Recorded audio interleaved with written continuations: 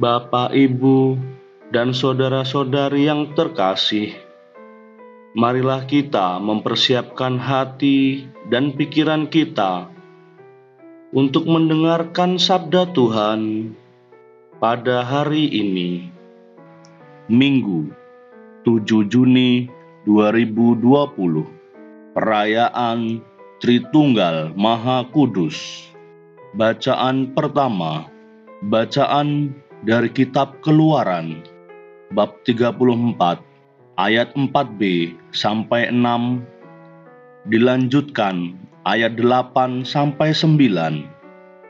Pada waktu itu, Musa bangun pagi-pagi. Naiklah ia ke atas gunung Sinai, seperti yang diperintahkan Tuhan kepadanya, dan membawa kedua loh batu di tangannya. Maka turunlah Tuhan dalam awan, lalu berdiri di sana dekat Musa. Dan Musa pun menyerukan nama Tuhan. Berjalanlah Tuhan lewat dari depan Musa sambil berseru, "Tuhan adalah Allah yang penyayang dan pengasih, panjang sabar dan berlimpah kasih setianya." Segeralah Musa berlutut ke tanah, lalu sujud menyembah, serta berkata, "Jika aku telah mendapat kasih karunia di hadapan-Mu ya Tuhan, berjalanlah kiranya Tuhan di tengah-tengah kami, sekalipun bangsa ini suatu bangsa yang tegar tengkuk, tetapi ampunilah kesalahan dan dosa kami, ambillah kami menjadi milik-Mu." Demikianlah sabda Tuhan. Syukur kepada Allah. Bacaan kedua, bacaan dari surat Paulus yang kedua kepada jemaat di Korintus. Saudara-saudaraku, bersukacitalah, usahakanlah dirimu supaya sempurna. Terimalah segala nasihatku. Hendaklah kamu sehati sepikir dan hiduplah dalam damai sejahtera. Maka Allah, sumber kasih dan damai sejahtera, akan menyertai kamu. Berilah salam seorang kepada yang lain dengan cium yang kudus. Salam dari semua orang kudus kepada kamu.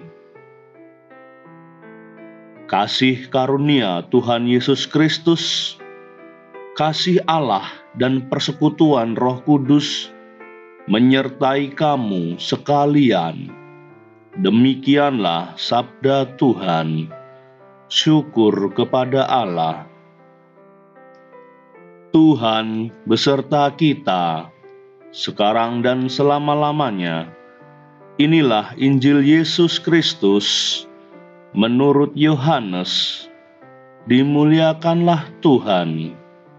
Injil Yohanes bab 3 ayat 16 sampai 18.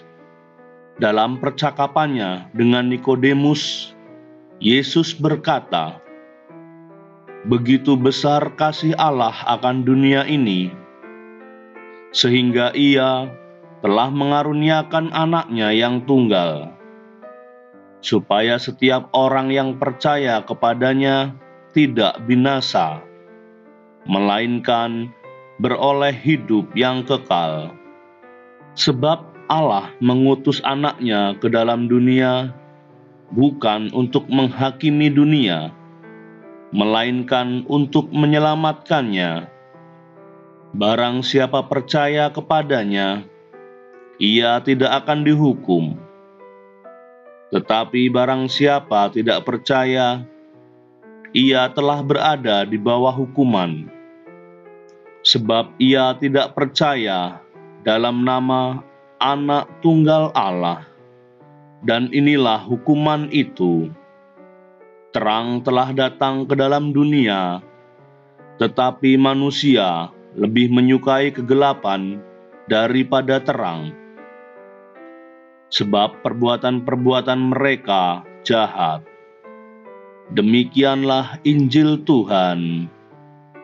Terpujilah Kristus. Bapak, Ibu, dan saudara-saudari yang terkasih, ada seorang bapak yang sudah lanjut usia,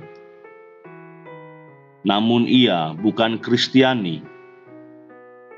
Tetapi karena istrinya Kristiani, setiap minggu ia rajin mengantar istrinya ikut perayaan Ekaristi. Bahkan sang bapak juga aktif dalam kegiatan di paroki. Suatu hari, ia mengatakan bahwa ia sangat menghargai segala hal yang baik dalam gereja Katolik. Hanya satu yang dia belum bisa mengerti, apalagi menerima, yaitu Tritunggal Maha Kudus. Waktu beliau menyatakan itu, dalam batin saya berkata, Tritunggal Maha Kudus memang tidak untuk dimengerti, namun untuk diimani. Namun, sesudah menerimanya dalam iman, kita berusaha untuk memahaminya. Ajaran tentang Allah Tritunggal merumuskan puncak perwahyuan bahwa Allah adalah kasih. Kita melihat Allah dalam diri Yesus Kristus yang selalu mengasihi manusia sampai sehabis-habisnya, yang rela mati untuk kita saat kita masih berdosa.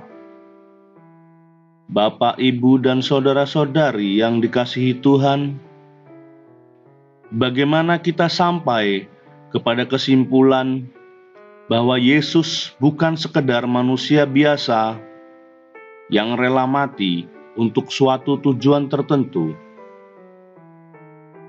Bagaimana kita sampai pada pengakuan iman bahwa Yesus adalah Anak Allah? Ajaran resmi Gereja Katolik menyatakan, supaya orang dapat beriman seperti itu, diperlukan rahmat Allah yang mendahului serta menolong,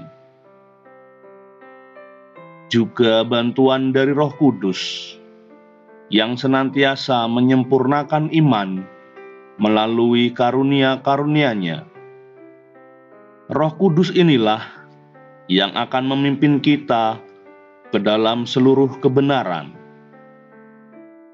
Dalam sejarah Gereja Katolik selanjutnya, iman akan Allah yang melaksanakan karya penyelamatannya dalam Kristus yang oleh Roh Kudus dirumuskan dalam dogma mengenai Tritunggal, yaitu dalam Konsili Nicea tahun 325 dan Konsili Konstantinopel tahun 381.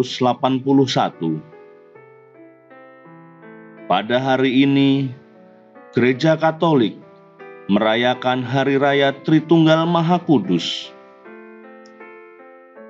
yang dirayakan bukan pertama-tama sebagai bentuk rumusan dogma. Gereja Katolik mengajak kita untuk merayakan Allah yang adalah kasih. Kita diajak untuk merayakan misteri Allah yang mengasihi kita sampai sehabis-habisnya dalam rasa syukur yang mendalam.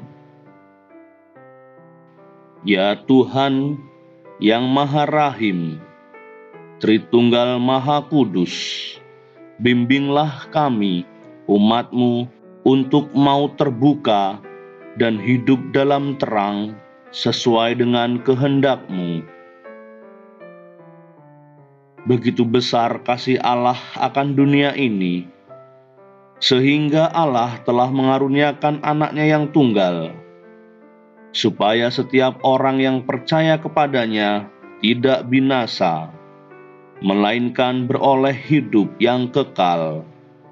Amin.